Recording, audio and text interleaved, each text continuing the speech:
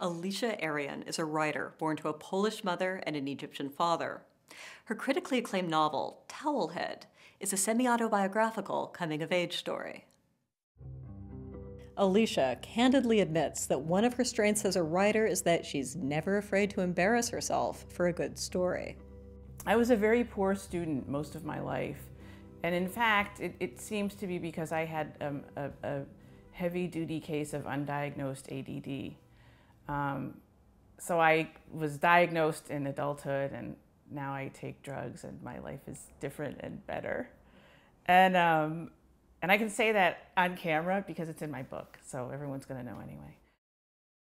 I mean, writing is like jogging. I hate jogging, but I love how I feel afterwards. I decided to become a writer when I was in college at SUNY Binghamton. So I looked at the course offerings that they had listed on the wall, and I just thought, I can't do any of this. There is no way in hell. I mean, I had to go to community college to get my grades up so I could even get into, SUNY Binghamton. It was a disaster. And then I saw like Creative Writing 101, and I thought, I could probably do that. I could probably score an A, because I could write. So then I started, taking the classes, and I actually realized I wasn't that great, but I had two things that I was willing to do, which was embarrass myself and expose myself hugely, which I'm still doing. And then also I wrote longer things than anyone.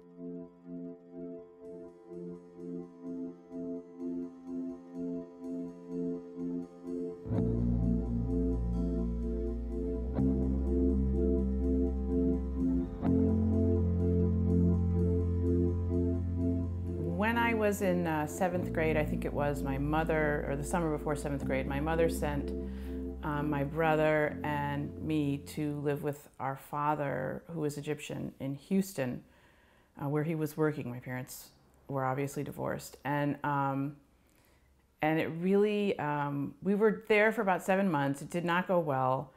My father is a very smart and funny man, but he's also very difficult, and he wasn't the greatest father.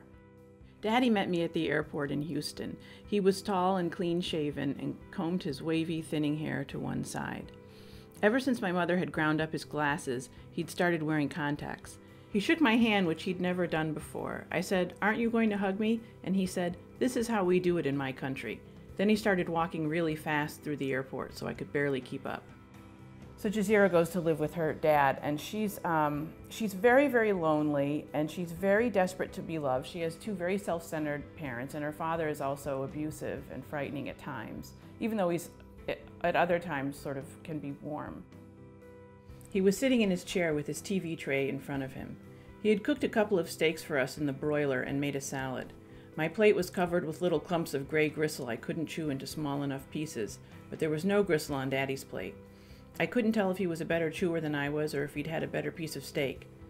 The nice thing about the TV trays was that, with me on the couch and Daddy in his chair, we were too far apart for him to reach over and slap me, which he might have done if we had been sitting at the table.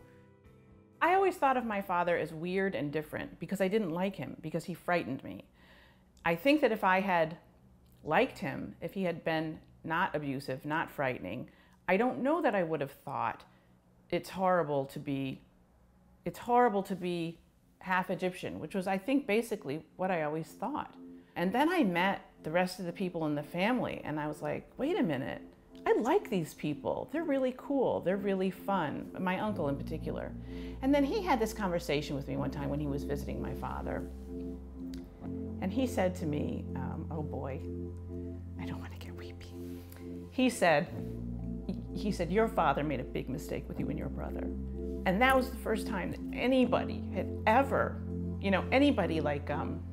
connected to my father. And he had never seen us growing up, but anybody connected to him and said, he messed up. So that experience with my uncle and that lovely thing he said was a big part of starting to feel like maybe it was okay to be Egyptian, and that was, I think actually my uncle was probably a very important part of my being able to change my attitude. I would do readings, and typically there would be one or two young women who would come up to me and say, this was the experience I had with my father. And some of them were Arab American girls.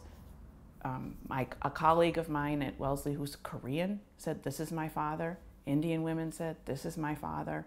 It was sort of this universal foreign difficult dad book, and women seem to, not all women, but many women seem to connect to it in that way.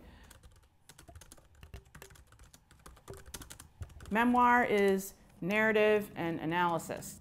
The present of whatever time period you're talking about, and then this looking back voice and what does it all mean, this interpretation.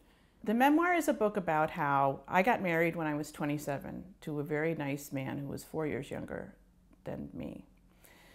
And I was really completely immature, and also I think had a lot of mental problems. I actually started therapy at a very young age with this fantastic woman named Joy. And her whole point was, you have got to figure out how to parent yourself. Your parents aren't going to be able to do it for you. And then you have to go out in the world and deal with people. And I never really understood what she was talking about until I went to college, and I had difficulty getting along with the people that I lived with. And then I go out in the world and I have difficulty having relationships with men. And then I meet this very nice man who I spend several years pushing around and being verbally abusive with. And then my marriage ends, and I realize how messed up I was. And I begin slowly, this process of change. And I told my students, I was divorced in 38. I need to find a man, I need to get a husband, I need to make some babies. And if you girls know of anybody, then you could help me out, maybe. Hold on, baby. Hold on, crazy baby.